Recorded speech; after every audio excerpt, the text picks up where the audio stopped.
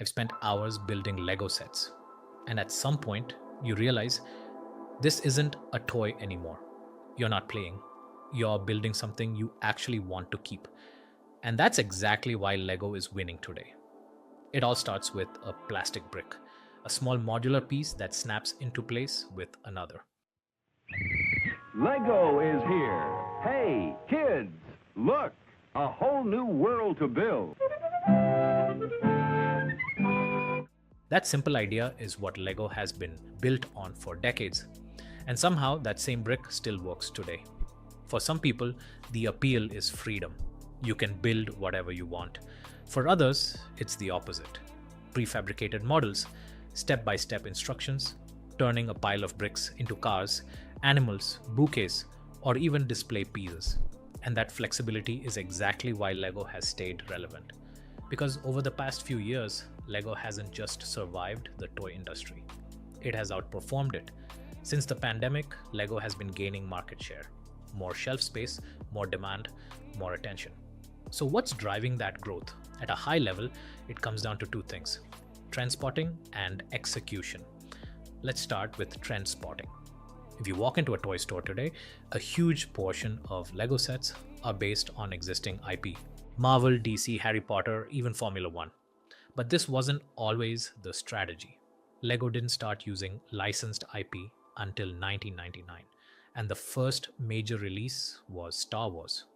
That move turned out to be critical, because during the early 2000s, Lego was struggling, and Star Wars helped keep the company afloat while it restructured. Since then, licensed products have become a core part of Lego's growth engine, expanding into movies, TV shows, and games, while also building its own in-house franchises. But here's the more interesting shift. Lego is not just selling to kids anymore. Adult consumers have become a massive part of the business. Long before the term Kidult became popular, Lego was already designing for this audience. More detailed builds, higher price points, products that are meant to be displayed, not just played with. Today, adults make up roughly 25 to 30% of global toy sales, and categories like collectibles and building sets are growing even faster, which means Lego didn't just follow the market, it anticipated it. Now let's talk about execution, because trend spotting alone is not enough. Lego also built one of the most efficient supply chains in the toy industry. Factories are placed closer to key markets. Mexico supports the Americas. Hungary supports Europe, the Middle East, and Africa. Vietnam serves Asia Pacific. And a new factory in Virginia is set to open to support future demand. This changes everything. Products don't have to travel across the world.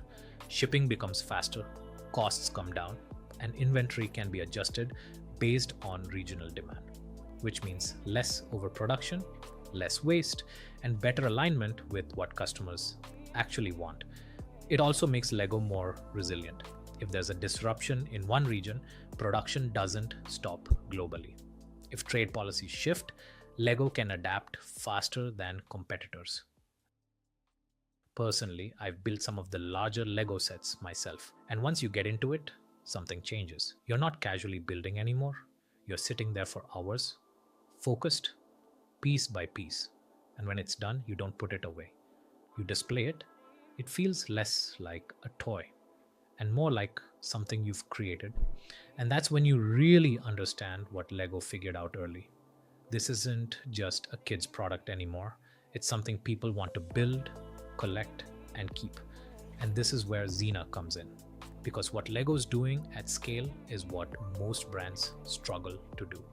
It's not just about having a great product, it's about understanding demand early, aligning inventory, and executing across markets without friction. At Xena, we help brands turn demand signals and shopper behavior into systems that improve visibility, conversion, and overall performance. Because in today's market, creativity gets attention, but execution drives growth. And Lego is a perfect example of that. A simple product, a clear understanding of its audience, and a system built to deliver at scale. And it all still starts with a single brick.